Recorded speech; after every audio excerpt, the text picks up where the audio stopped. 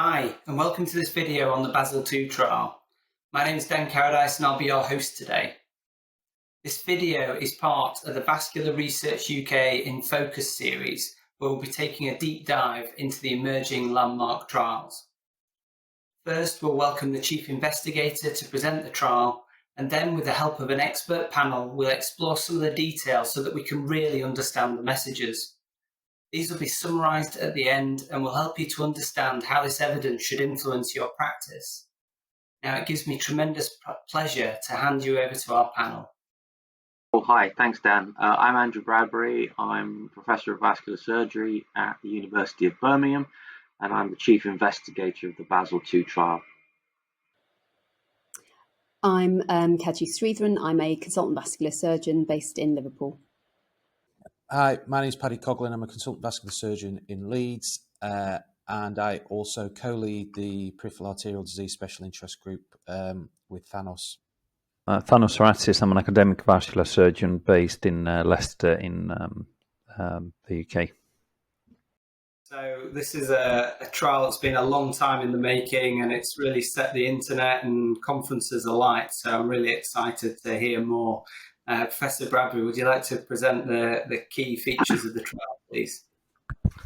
Yeah, well, good morning, everybody. This is a screenshot from the Lancet paper.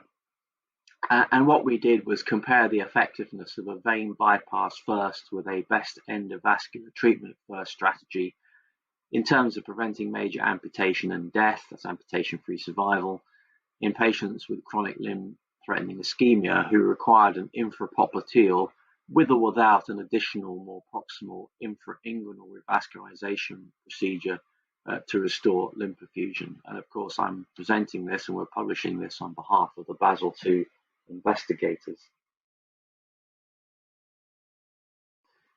So this journey to BASIL-2 really starts more than 25 years ago when I put a grant application in for BASIL-1, and in BASIL-1 between 1999 and 2003 we randomised 452 CLTI patients to either a bypass first or a plain balloon angioplasty first revascularization strategy. Now, one of the things that's important to remember is that around 3/4 of the interventions in this trial were they were confined to the femoral popliteal segment. And what we found is in the short term, there was no great difference in outcomes, but in patients who lived for 2 or more years, bypass was better than balloon angioplasty in terms of overall survival. That was highly statistically significant, but there was also a trend towards better amputation-free survival. And this is the overall survival curve for BASIL-1, and you can see there's an inflection point at around 2 years, and that leads to the curves crossing at around 3 years and gives us that survival advantage in the longer term. As I say, only about 25% of the revascularizations were infrapopliteal, and this is what opened the door really for a further trial looking at that particular segment.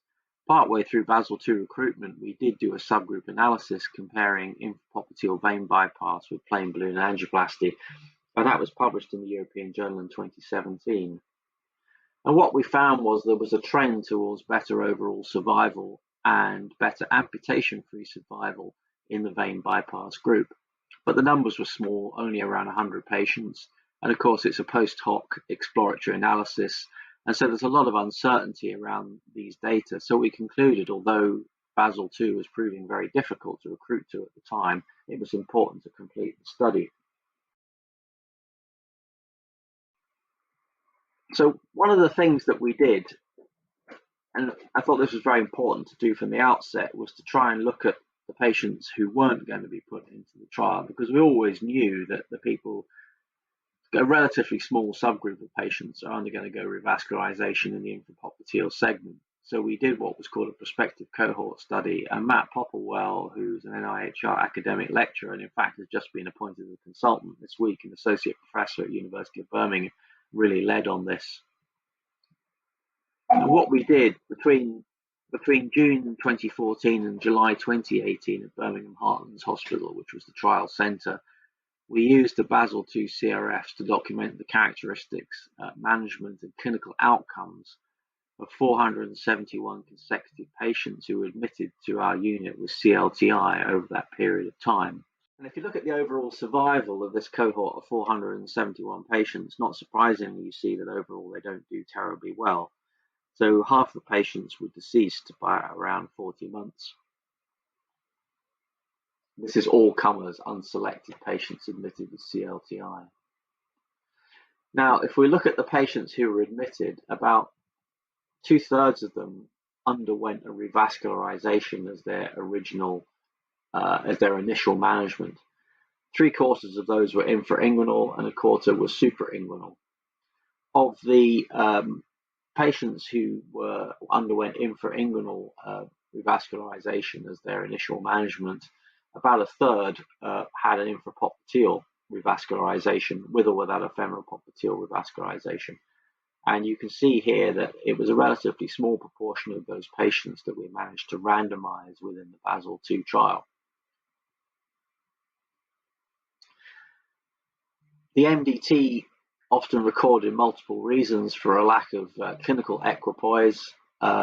Key issues were patient was not fit for surgery, the pattern of disease was thought to be more suitable for vein bypass or endovascular, and also there was a degree of patient choice, which is probably underrepresented here, but I think was quite a big factor. And I suppose it's relatively easy to understand why elderly comorbid people and their families, in the absence of any obvious evidence of benefit for one or the other treatment, would choose the minimally invasive option. So if we look at the patients who underwent infrapopliteal bypass or endovascular treatment outside BASIL-2 in terms of amputation-free survival, you can see there's a trend towards a better outcome with bypass. Because you have to, of course, bear in mind that these patients were not randomized or matched, so there's huge selection bias here. So between 22nd July 2014 and 30 November 2020, we randomized 345 patients who required an infrapopliteal with or without an additional more proximal infrainguinal revascularization, either to a vein bypass first strategy, that was 172 patients, or what we called a best endovascular first strategy. There were 41 centres, 39 in the UK, 1 in Stockholm, and 1 in Kolding, which is in Denmark. The median follow-up was 40 months with the interquartile range of 21 to 61 months, so really quite long-term follow-up. About 1/4 of the centres managed to recruit 10 or more patients, and these centres contributed around 2/3 of the patients to the study. That's very similar to the skewed distribution that we saw in BASIL-1. 85% of the patients recruited in the UK, 10% in Sweden, and 5% in Denmark. The total funding was £2 million, and in fact we are underspent. So it wasn't a particularly well-funded study. If you think the best CLI have expended almost $35 million on their trial, you can see that this was pretty good value for money. So if we look at the baseline characteristics of the patients, of course, as expected, they're very well matched because of randomization with minimization. About 80% of the patients are male, median age 72 to 73, 90% were white. Quite surprised by that, especially given that we work in Birmingham, which is very multicultural, and we can perhaps talk about that. Just over 2/3 of the patients had diabetes. Big history of smoking, of course, no big surprise. About 90% of the patients presented with tissue loss. Isolated rest pain was uncommon. About 5% of the patients were on dialysis, and as you'd expect, most of the patients, or many of the patients, had a significant past cardiovascular history, and quite a lot of the patients had previous revascularization to the trial or the non-trial leg, and about 20% of the patients had CLTI in the other leg. In terms of best medical therapy, about 80% of the patients were on any antiplatelet agent and or any lipid-lowering agent. So if we look at adherence, unsurprisingly, adherence, and by adherence I mean that the patient got the randomized treatment that they were allocated, was 95% in the VET group, endo group, and 84% in the vein bypass group. And I think that's what you would expect in a trial that compares open surgery with minimally invasive alternative. Most of the patients got their treatment within a week, and 80% of the patients got their treatment within 2 weeks, which was of randomization, which was the standard, if you like, that we set in the protocol, which was pleasing. If we look at the surgical bypass, unsurprisingly, most of the bypasses were formed using GSV. A split in choice between reversed and non-reversed technique.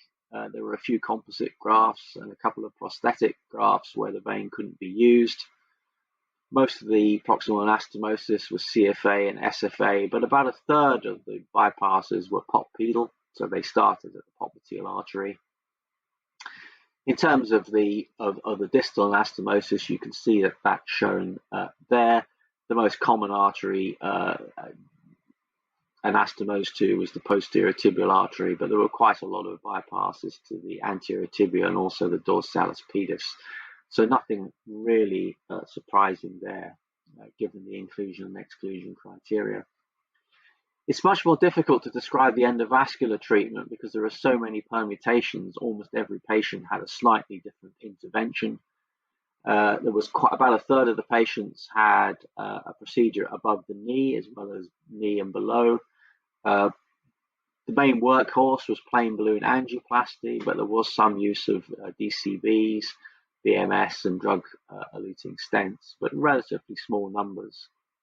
And one of the things that caught my eye was that in about a third of the patients, 2 crural arteries had been revascularized, which is quite different from what we observed in BASIL-1, where that basically didn't happen. There was 1 artery that was really treated, although, again, saying that most of the patients, only a quarter of the patients in BASIL-1 had an infrapopliteal intervention.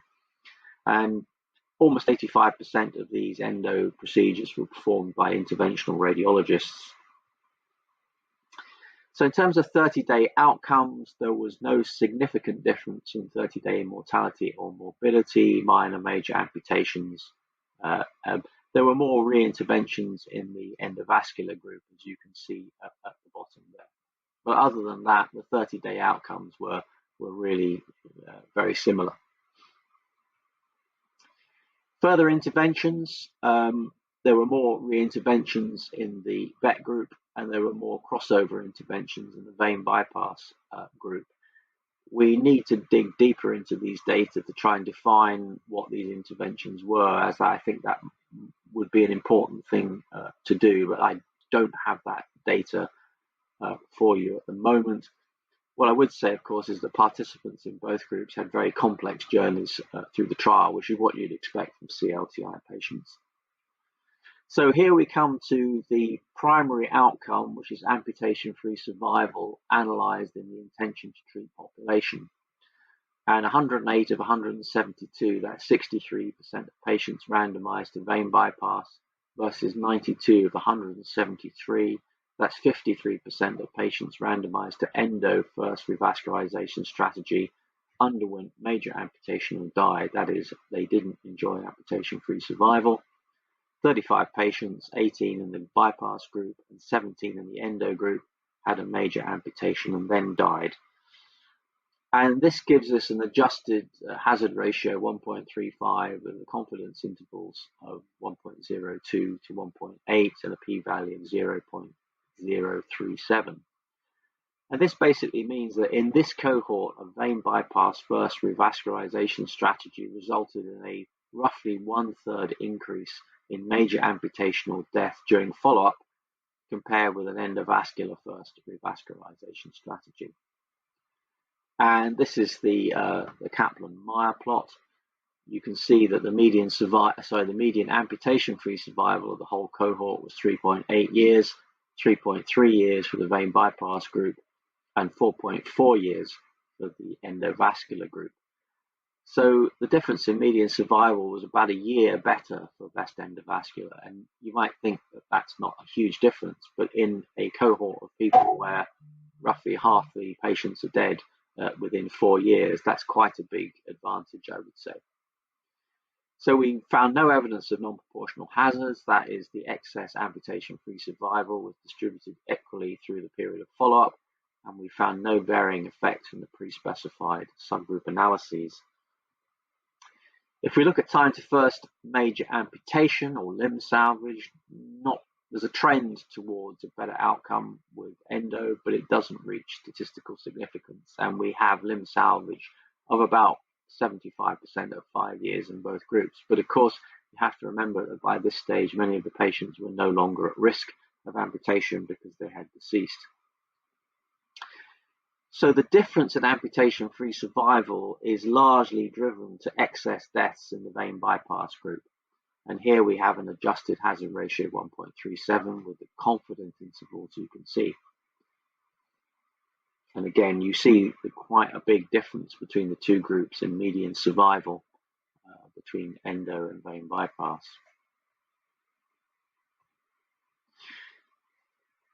It's important to analyze these data on intention to treat, but for completeness, our statisticians also did some sensitivity analysis, a per protocol analysis, and an as treated analysis, and you can see that the direction of travel is still in these analyses in favor of endovascular treatment. The other thing that we found, which again is perhaps not surprising, is that many patients, as I said at the beginning, had CLTI in the contralateral leg at baseline, but quite a lot of them went on to develop CLTI and have amputations in the period of follow-up. That's a really helpful overview of an incredible trial, and I know from my experience of being involved in the trial what a labour of love it was and how much time, effort and thought went into the trial. It was a labour. I don't know about the love, but there was lots of labour, that's for sure. Yeah. I'd like to start off by introducing Paddy Coughlin. Thanks, Dan. Andrew, I really enjoyed reading this paper, actually. It was... Thank you. And I think, I think, as you said, the additional work that you'll do will probably help us understand it a bit more, I think, over time. And I think what it does do really, really well is further reinforces what a high-risk group of patients these are. That mortality. Yeah. And obviously the primary outcome result is driven primarily, it looks like, by the mortality. I think that's probably fair to say, isn't it? But what I found quite interesting was that there was no difference at 30 days. So, correct me if I'm wrong here, but it seems that we could get patients through an operation on the whole, but then they would struggle after the operation. Yeah, I think, Paddy, that's right. There's no statistical significant difference between M&M, between the two groups, but the numbers of certainly mortality was very low. So in order to show a difference, if there was a difference, you'd probably have to have 1,000 patients or something. And there has been some criticism on Twitter about the high mortality rate in the vein bypass, and there's been suggestions that people in the UK can't do bypass properly and all this kind of stuff. But I think you're right. I think, broadly speaking, if these patients are chosen correctly, you can get them through the operation. And when I've shown the Kaplan-Meier plot to a few people, they've said, oh, well, all the difference is at the beginning. But actually, that's not true. There's excess mortality all the way through. And it is quite difficult to understand exactly what's caused that. And we will need to look at that in more detail. Yeah. And I suspect the issues here are really the heterogeneity of the population, aren't they? Both from the point of view of the different types of bypass and their composite sort of comorbidity, allied to their frailty and their functional status beforehand. It makes it really challenging, doesn't it, I think? And I think this is one of the problems with PAD studies, as opposed to perhaps aneurysm studies and carotid studies, that the heterogeneity of the population is vast. Do you think you will be able to sort of tease out that a bit more into that mortality data with your subsequent analyses? Yeah, possibly. People, understandably are trying to compare and contrast our results with best CLI, where best CLI have shown advantage for vein bypass, mainly in a reduction of further intervention, it has to be said, rather than amputation or death.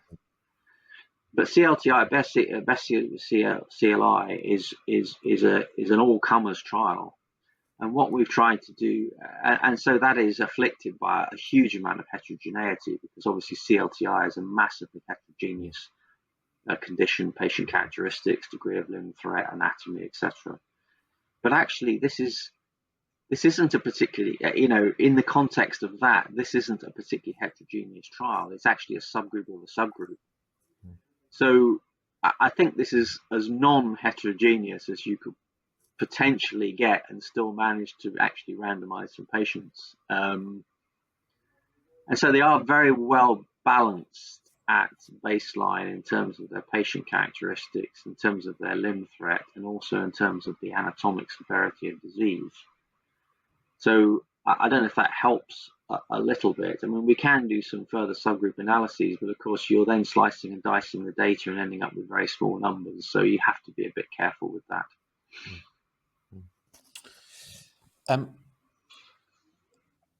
It's interesting.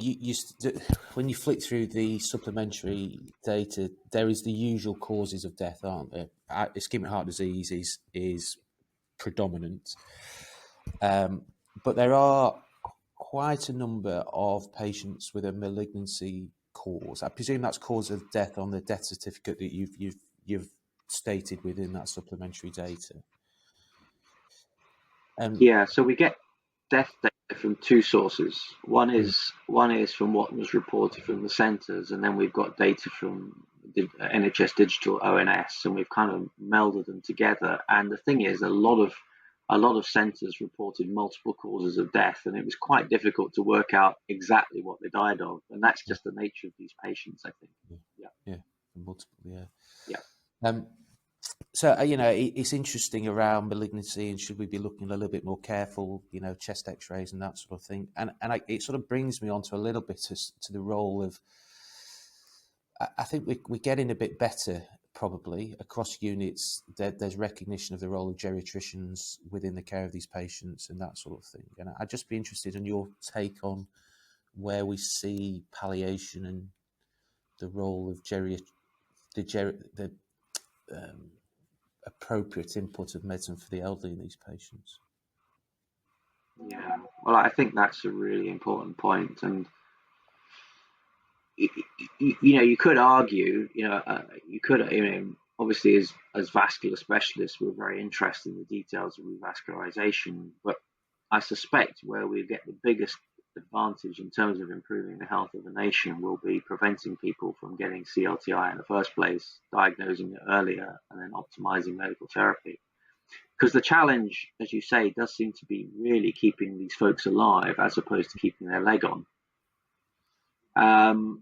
We don't have data on the quality of medical treatment and lifestyle intervention prior to them coming into the trial, but because it was randomized, if it was suboptimal, it would be suboptimal equally in both groups.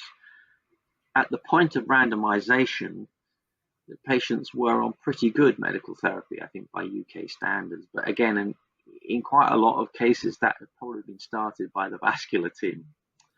So I think there's some missed opportunities here with public health and primary care, I think. And, a third of the patients were still smoking, for example.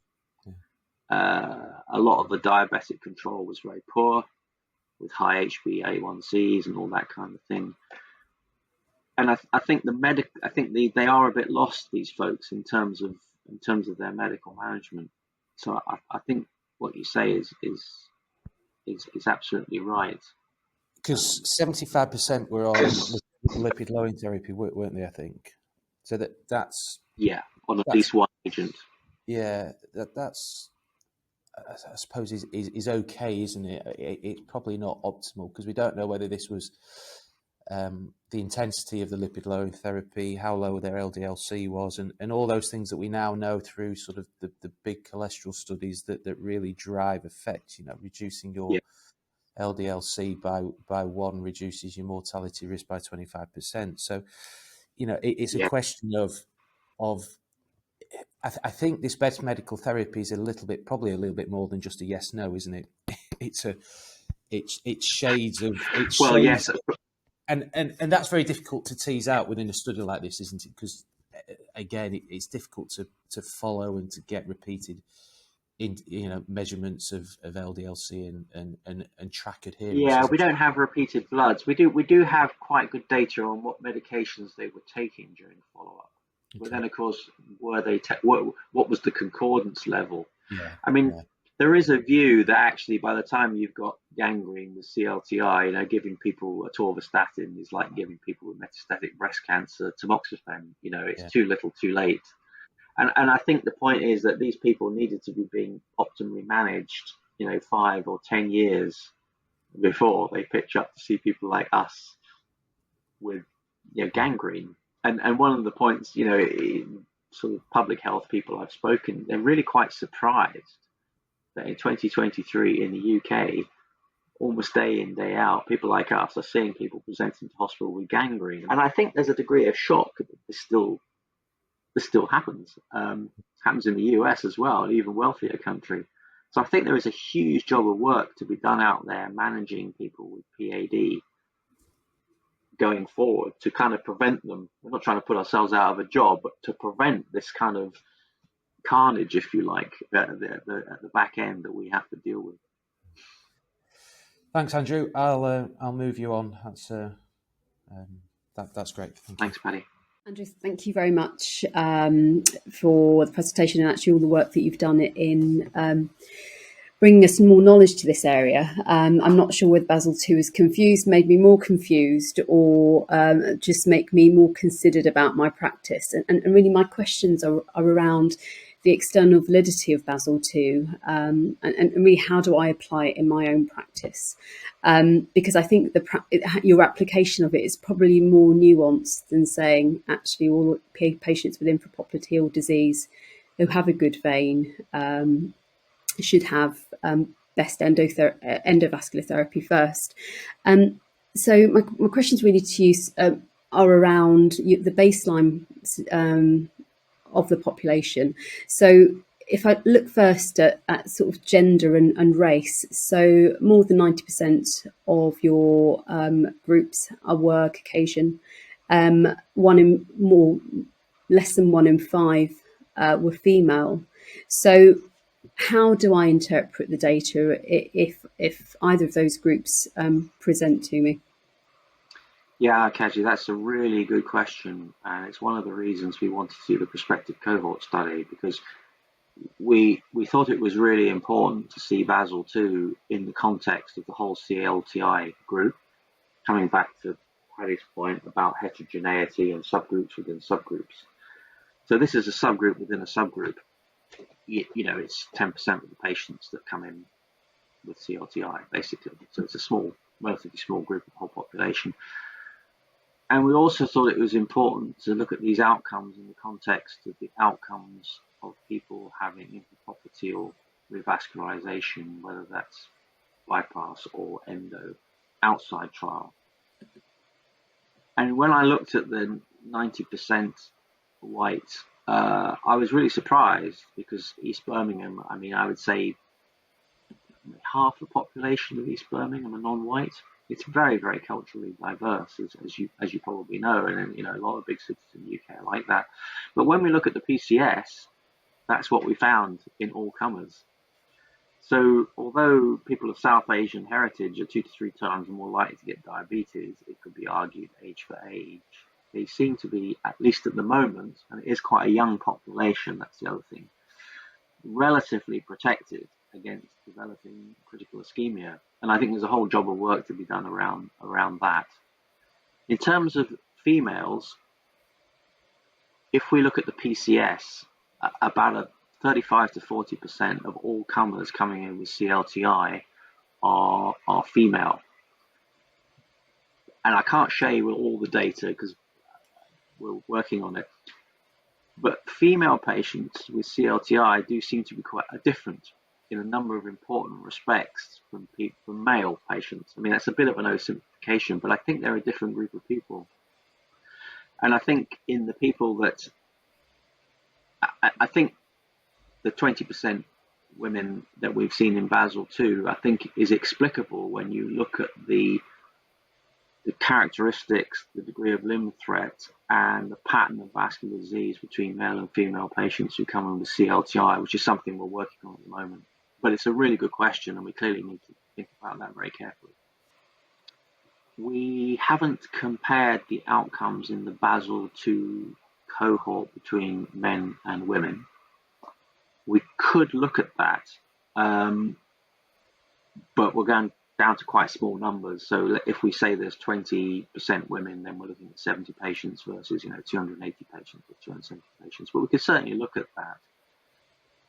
What we find when we look at the patients in our PCS, the prospective cohort study, the women are older, they're bigger, they're more likely to have diabetes, funnily enough, less likely to have been smokers, they're more likely to have comorbidity, they're more likely to have CKD, they're more likely to be diabetic, they're more likely to go on insulin for their diabetes, and their pattern of disease is also different from the male patients. So, as I say, we're certainly looking at that, but I think we'll probably get quite a lot of insight out of looking at the cohort data as opposed to necessarily looking at the BASIL-2 cohort. But we can certainly look at all of these things. So moving on, frailty. I was quite surprised that there wasn't a discussion about frailty. You obviously looked at a number of parameters. You looked at mobility and risk, but that wasn't explicitly mentioned, although I suspect it will have a significant influence in terms of not only mortality and morbidity, but also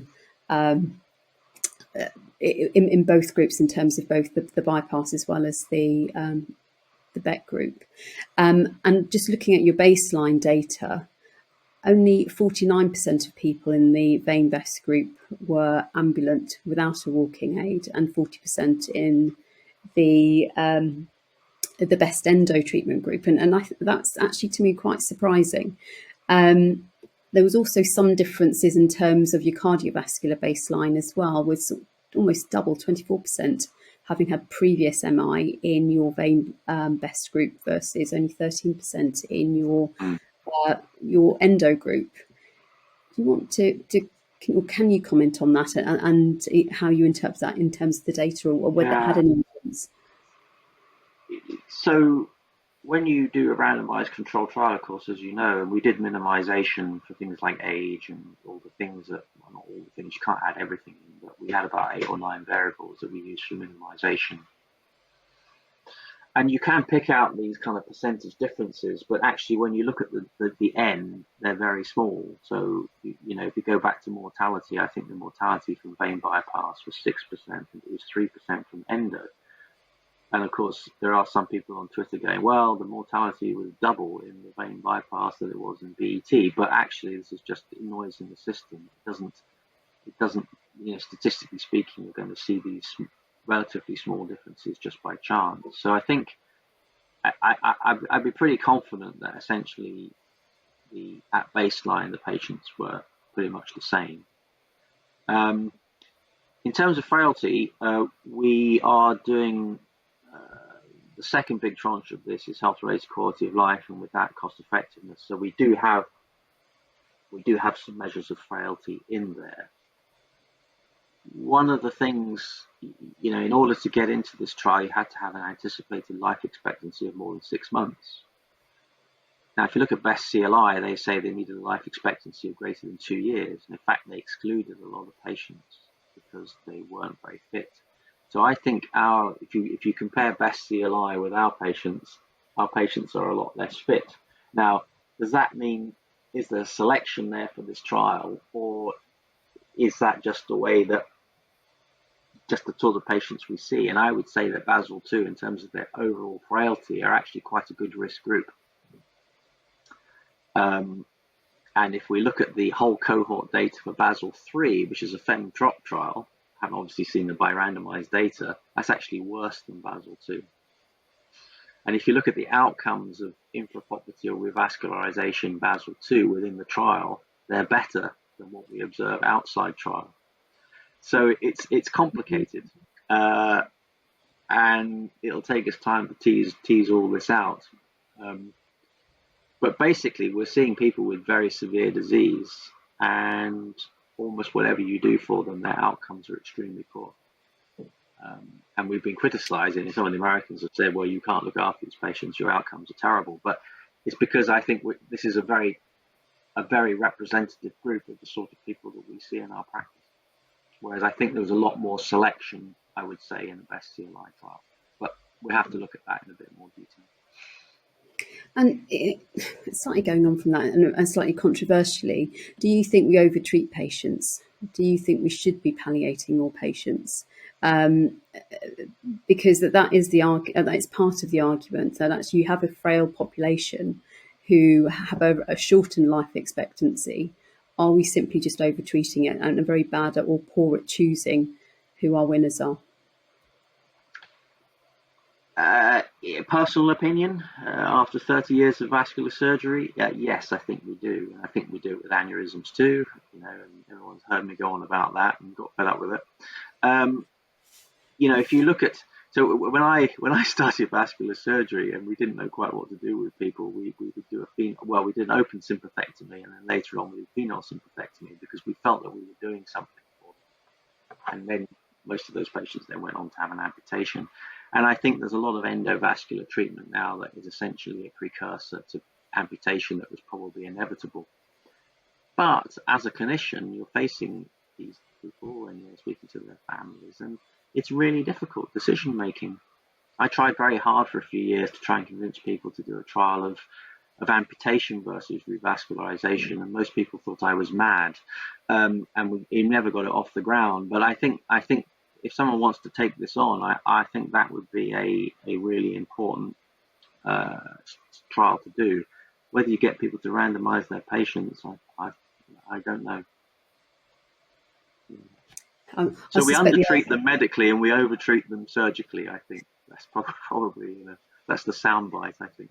And I think perhaps part of it is the framing of our terminology. I think when people hear palliation, it feels like you're writing someone off, when actually perhaps the better way to phrase it is, if we do nothing, do we actually improve your quality of life towards your latter years? Yeah, I think you make a very good point there. And one of the things that surprised me, or that doesn't surprise me now, actually, there isn't a particularly good correlation between amputation and changes in health-related quality of life. And I think we become obsessed with limb salvage. And I think, there are patients who we try too hard to keep their leg on. Because there's one thing having a leg, and there's another thing having a pain-free leg that's useful. And I think amputation is not a bad operation. So I think the sort of discussions that you're suggesting we should have are really important going forward. Really important. And we could probably learn quite a lot from oncology, actually, in terms of how we approach this group of people with end-stage vascular disease. No, I absolutely agree. You've already touched on antiplatelet statin therapies. I'm not going to dwell on it too much, but my analogy would be carotids. We're just not getting it right with peripheral arterial disease, and if we did right at the beginning, and perhaps this is part of the drive of this paper to say actually 76 to 80% of antiplatelet therapy and statin therapy in this group is simply not good enough. How would you try and push it? We've talked about the public health side, but vascular is taught very badly within medical schools and subsequently at every level since then. So where is the door that we can push at? Yeah, well, it's a good question, and I personally have been trying to push medical therapy for vascular disease for several decades now. I think one of the problems we have, and it's a bit like the cartoon with the orthopedic surgeons, there is a fracture, I must fix it. And I think vascular, this is just a personal opinion on reflection, I think we're good at treating the angiogram. We're not very good at treating the whole patient. But I think that's changing. I think there is a little bit. I mean, again, with aneurysms, carotid disease. I mean, what we should be doing is treating people with atherosclerotic disease, and that should be the specialty in a way. But a lot of this has to happen in primary care and in public health, and smoking and obesity and all these things. And this is where the biggest advances will be made, I think, in terms of improving the health of the nation. So moving on to something slightly different. So time to treatment. So in BEST CLI, the median time until the index procedure was 4 days. For BASIL-2, you used the 4-week mark. Why was that? And why didn't you push for earlier intervention? In fact, the median time between randomization and revascularization was less than a week in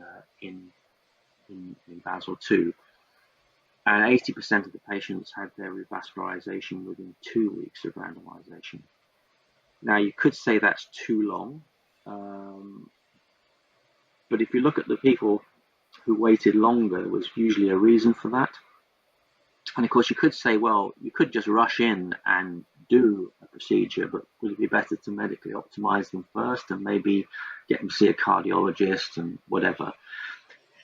So my final question is based on the anatomy, the anatomical data here. And Paddy mentioned that this is a heterogeneous group, and actually even more so when you start looking at the anatomy and trying to compare sometimes apples and pears in terms of an operation or an endovascular procedure.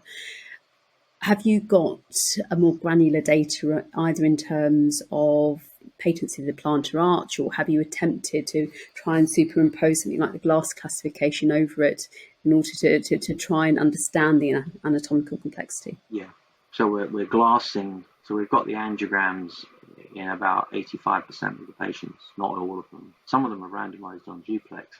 And I think that's another thing, what sort of imaging you need to randomize someone in a trial, and that's probably a different discussion. But we do have the angiograms.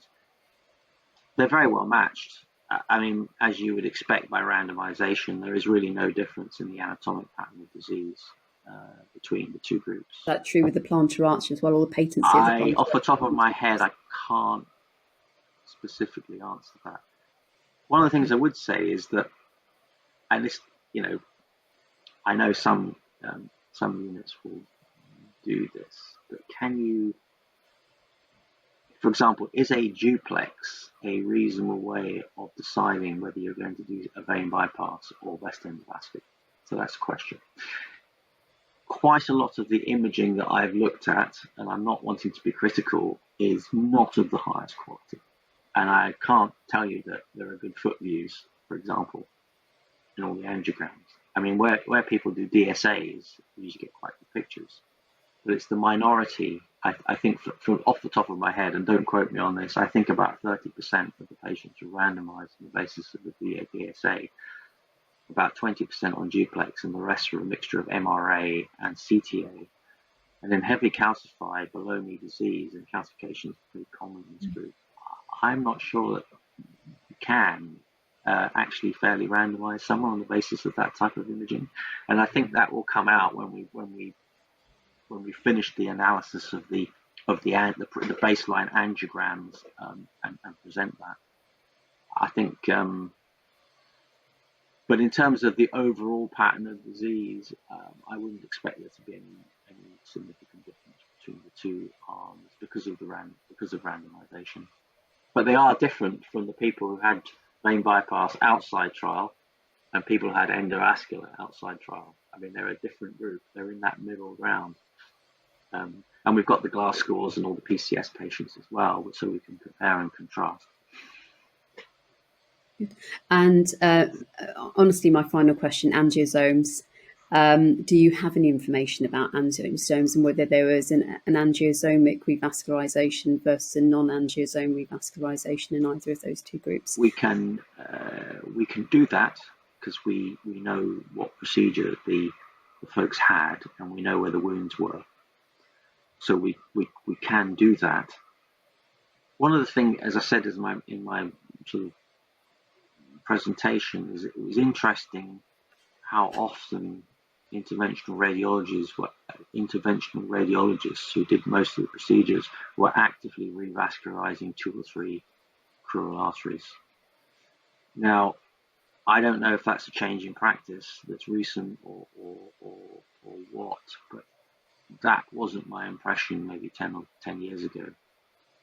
You know, they're trying really hard to open up as many vessels as they can below the knee, which you can't do with bypass. Well, you can do a split vein bypass, but I don't think it would be standard practice. So I think that's quite interesting. And there were quite a lot of interesting presentations on angiosomes at Charing Cross, and my sense is that the jury's still out whether that's important or not. I think a part of it is a practicality, and often a wound will span multiple angiosomes. Sure. But certainly the way that I see my endo practice is if I can open up as many vessels as I can endovascularly, then that's exactly what I would try to do. Yes. Well, of course, the skill set has moved on enormously since my day. And, you know, when I looked at the results, if you'd asked me 2 years ago what I would have expected vein bypass to be better, and we can define what better means, but I would have expected better outcomes with vein bypass. And I was honestly quite surprised by what we found. But actually, as I reflect upon it, it's making a lot more sense to me. And I do think it's a genuine finding. Not everyone will agree with that. But the data are what they are, and the chances of vein bypass being better amputation-free survival, better survival than BET is less than 2%. So if you were to rerun this trial over and over and over and over and over again, only in 2% of cases would you find that bypass was better.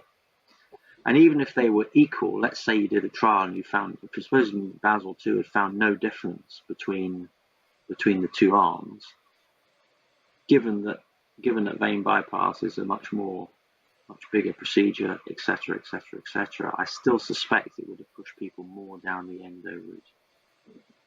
But you know, people who are huge enthusiasts of vein bypass wouldn't accept that.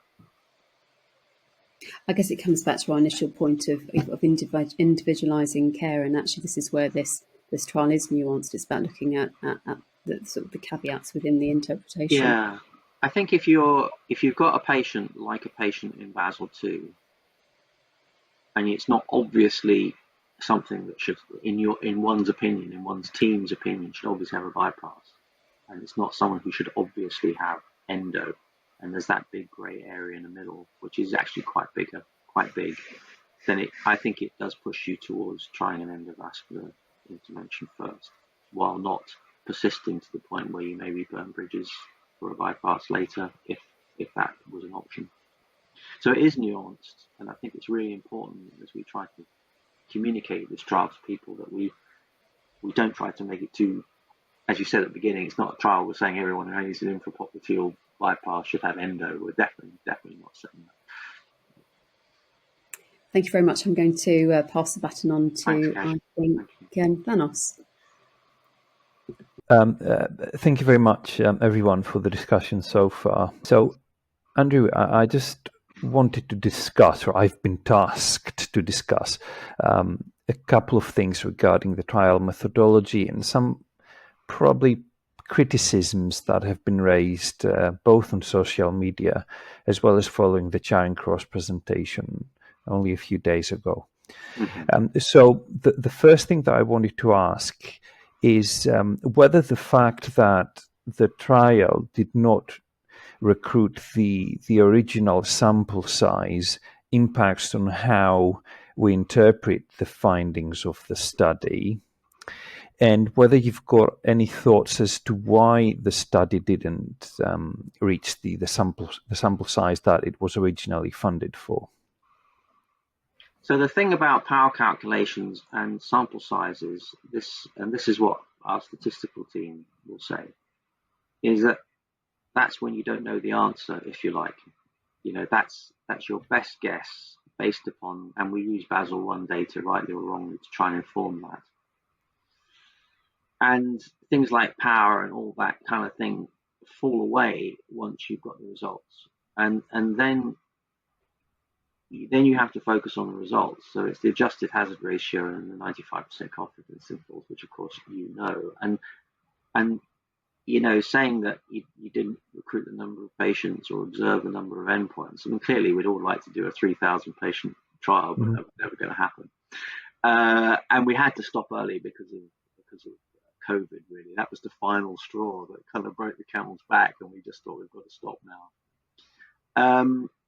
And the other thing about it is that although the numbers of patients were smaller than we originally started, actually the number of observed patient years was actually pretty high. Okay, thank you. That's very, very clear. My next question, about 15% of people or participants, if you like, in the bypass group did not eventually get a bypass.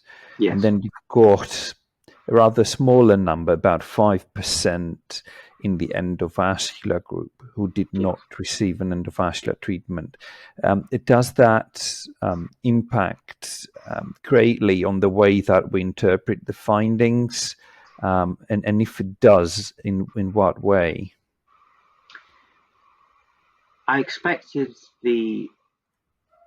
I think everyone would have expected the adherence, if you like, the proportion of people who were randomized to bypass or endo who got that procedure first.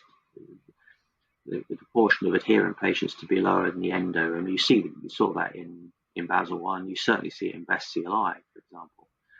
And actually, that's not surprising. I suppose if I'm truthful, the difference was slightly larger than I expected.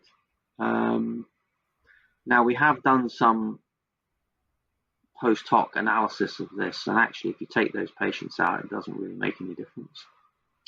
You're not really supposed to do that, of course, but we have done it just because we were interested. I think the other thing I would say is that this is a trial of two strategies.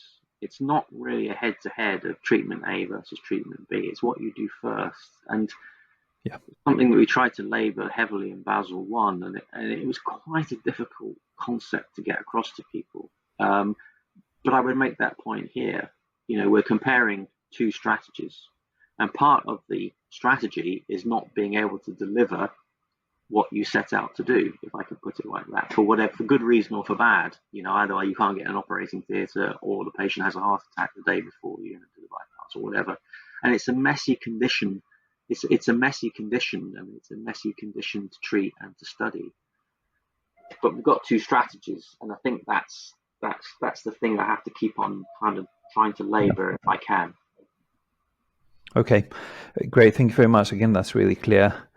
And my final question, much like the discussion around females and males taking part in the trial,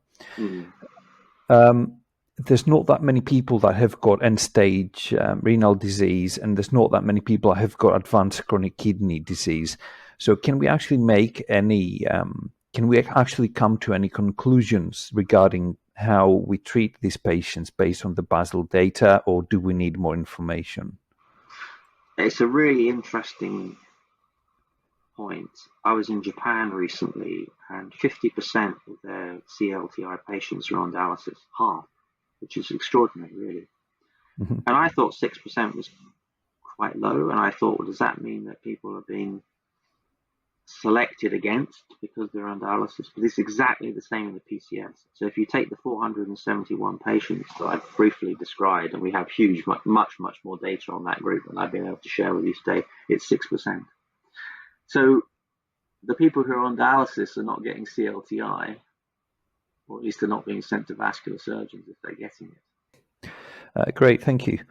Two of the things that I really enjoyed about this paper that I'd like to highlight is the quality of the appendices and the additional thought that you've put into the analyses, and also that inclusion of that all-important registry data that gives us a little bit of a kind of stake in the sand as to where we're looking and who we're looking at.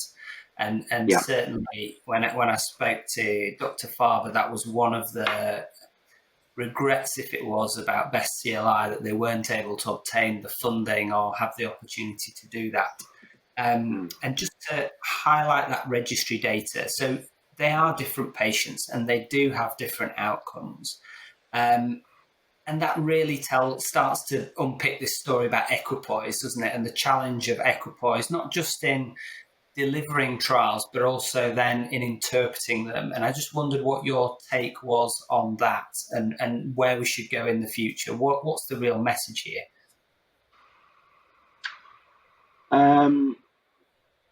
I think there are so many messages and so many answers. I mean, it is the cliche, isn't it? Research creates more questions than it answers, and all that kind of thing.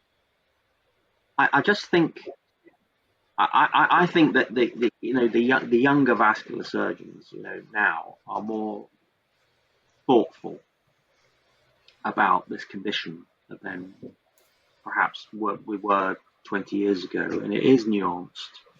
And we've talked about frailty, and we've talked about palliation, and we've talked about the heterogeneity of the condition and keeping an open mind. And I think that's really important, because if you take someone with breast cancer, you don't treat all women with breast cancer in the same way. There's so many different subtypes, and and we've. If you, I mean, I did a lot of general and breast surgery back in the day, and it was very, very crude. And if you look at what's happened to oncology, let's take breast as an example, it's so much more nuanced now than it was 25 years ago. And I think perhaps in vascular we haven't kept up. So I think that's beginning to happen. And the questions you've asked me today reinforced my view that is. I mean, I'm out of clinical practice now, but my sense is that's much more thoughtful about the whole thing, and the heterogeneity, and not one size fits all. And I hope that will make people more willing to put patients into trials in the future, because it was a big struggle. This was an almighty struggle to get the patients that we did, and there were many times when I thought, I'm never going to be able to land this. This is just going to crash and burn. And if you told me 5 years ago or 3 years ago that we would be delivered it and we'd have a paper in the Lancet, I would have bitten your arm off for it. But here we are. It's got there in the end. No, and we're very grateful for that outcome. One of the comments that you said earlier on really resonated with me, and is a very, I guess, a modern viewpoint, and certainly one. I was interviewed recently by Vascular News talking about the value of amputation and improving quality of amputation, and not seeing amputation as a failure. Yeah, absolutely. Obviously, your primary outcome was amputation-free survival, but you've now gone on to qualify that about the importance of having a functional limb, a functional painless limb that doesn't have a wound on it. What do you think we should be looking at in the future in terms of our core outcomes for these patient groups? How should that evolve? Well, I think patient-reported outcome measures are really important. And again, that's something that's really taken off in, I would say, the last 10 years. I mean, it wasn't something that people really thought about, 20, 25 years ago. What does the patient think? Which is ultimately what we're trying to do, deliver them a result that they are happy, banal, but, are content with. The problem with HRQL in CLTI is that they have really, really low HRQL for lots of other reasons. I mean, partly because they tend to live in very disadvantaged areas of town, in poor housing, etc., etc. And so there are big floor and ceiling effects. So the differences you see in HRQL are rather blunted. I mean, compare with, say, varicose veins, where you're treating someone who's basically fit and well, and etc., etc., and you can make their leg more comfortable. So you get a big HRQL improvement. You don't really see that so much in CLTI because it's blunted and tends to be depressed, whatever you do for them. But maybe a better HRQL instruments. I mean, we have Vascular, but it was never really designed for this purpose. And maybe that would be somewhere where we could go, the Dan and Kaji and the younger, the Thanos, the next generation. If we have better instruments for assessing patient-reported outcomes in people with different groups of PAD, I think would be a big step forward. And then you could power your trials on that once you've validated them. Okay, thank you. I think that's really helpful. I could talk all day to you about your experiences of BASIL and the highs and the lows and everything else. But what advice would you give to researchers who are earlier on in their career embarking on large multi-center trials? Don't do it. No, I think. Point. I know that there are a lot of people out there who don't think that RCTs should be done and don't need to be done. And I've had a right royal battle with my aortic colleagues who say that you don't need to do RCTs. I don't accept that. In every other branch of medicine, RCTs are the gold standard.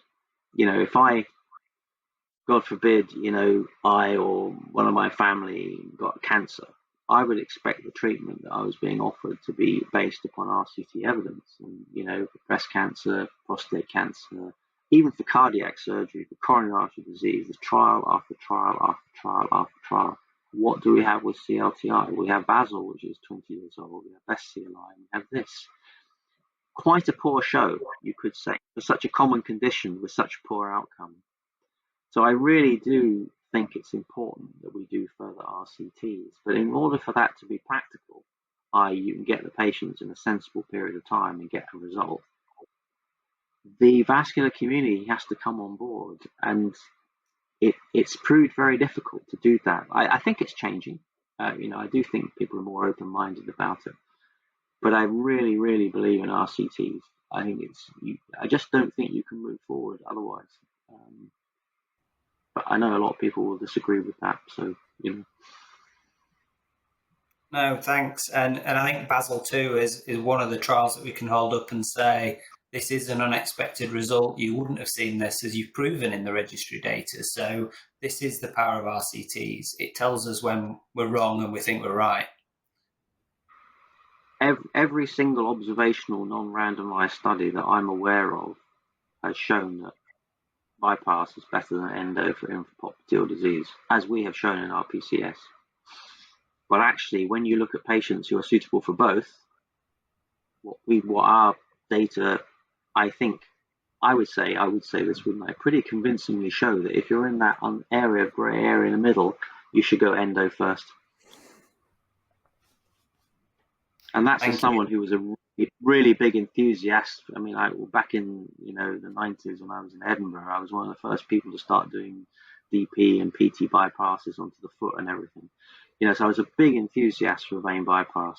But that doesn't seem to be applicable to this cohort of patients.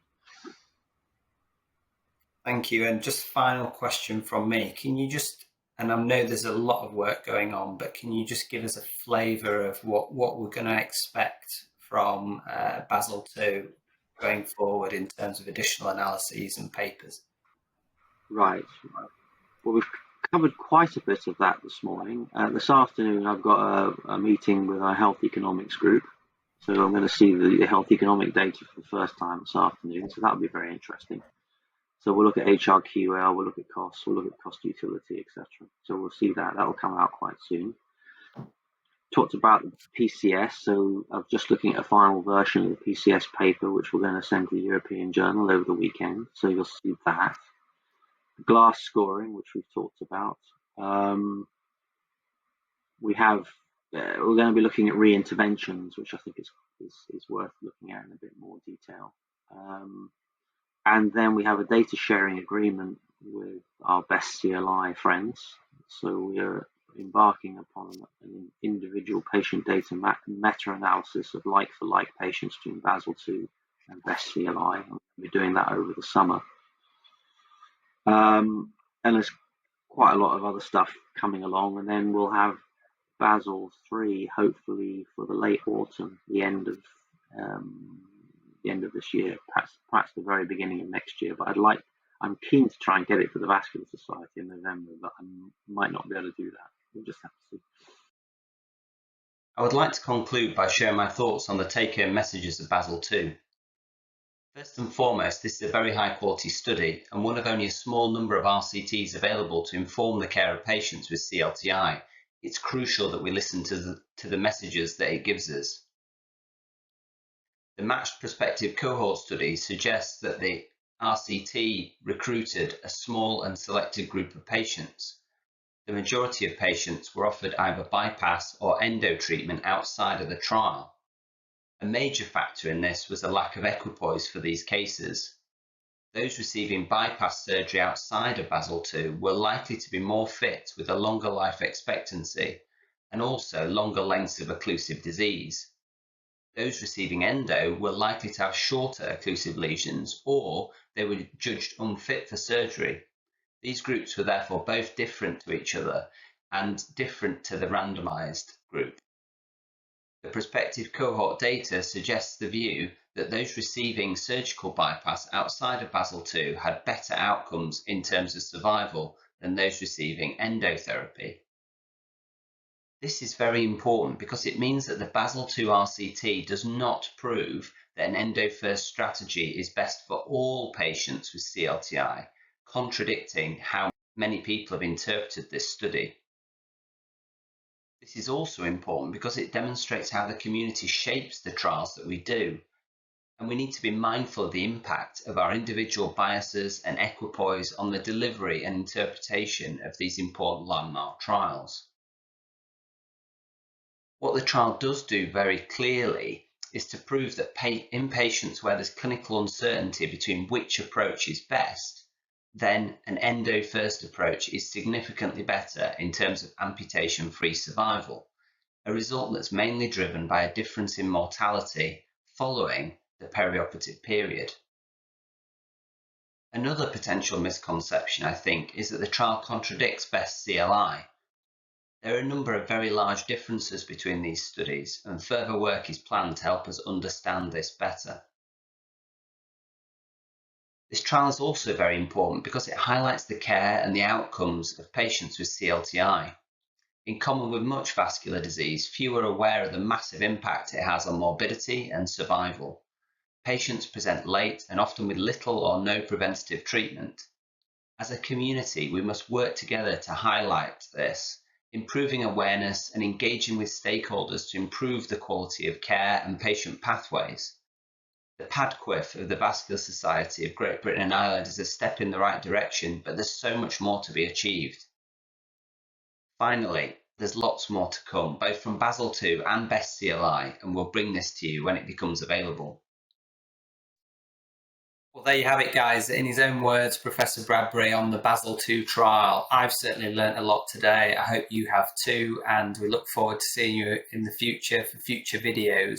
If you check out the details below the video, I'll put links down to the paper, and be more than happy to host a discussion in the discussion section on the YouTube site. Thank you. Goodbye.